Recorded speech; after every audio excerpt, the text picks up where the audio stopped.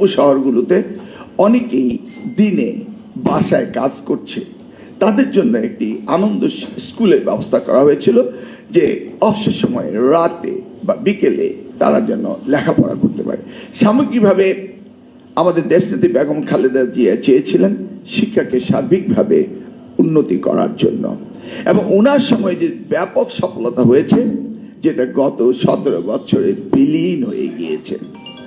Curriculum হতে শুরু করে, জিপিএ গ্রেডিং হতে শুরু করে, এমন কোন জায়গায় নেই যে দ্বারা এই শিক্ষা ব্যবস্থাকে ধ্বংস করেনি। অর্থাৎ একটি জাতিকে ধ্বংস করতে হলে যা যা প্রয়োজন, তার মধ্যে সবচেয়ে বেশি প্রয়োজন হচ্ছে শিক্ষা। ধ্বংস করার জন্য কোনো নিউক্লিয়ার বোমের দরকার হয় না, শিক্ষা হলেই হয়। এই তো আমি ওখানে বসে নিতাইদাকে জিজ্ঞেস করলাম যে ইন্টারিম গভর্নমেন্ট ডিপ্লোম্যাটিক চিঠি পাঠিয়েছে ভারতের কাছে, শেখ হাসিনা পতিত সরকার প্রধানকে বাংলাদেশের হাতে এই ট্রিটি রয়েছে আমাদের, সেই ট্রিটি অনুযায়ী যেন ফেরত পাঠিয়ে দেয়।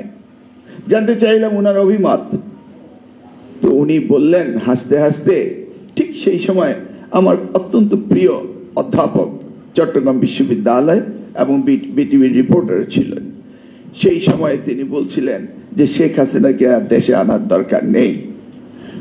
উনি বলছিলেন না আনলে 200 বার ফাঁসি দিবে কিভাবে, অন্তত 200 বার ফাঁসি হওয়ার প্রয়োজন রয়েছে। আজকে বেশ আলোচনা ঝড় উঠেছে যে আদৌ তাকে ফেরত দেবে কিনা।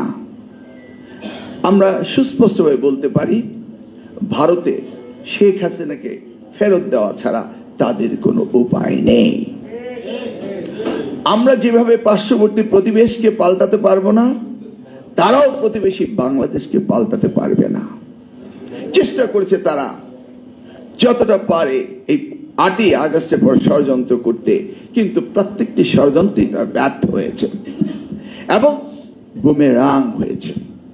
তারা ভেবেছিল আমাদের ভিসা বন্ধ করে দিলে আমরা কষ্ট পাবো, নির্যাতিত হব এবং তাদের দ্বারস্থ হব, কিন্তু ভিসা বন্ধ করে দেখা গেল তাদের মেডিকেল সেক্টরে ধস নেমেছে। তারা ভিসা বন্ধ করে দিয়ে দেখলো তাদের পর্যটন সেক্টরে ধস নেমেছে।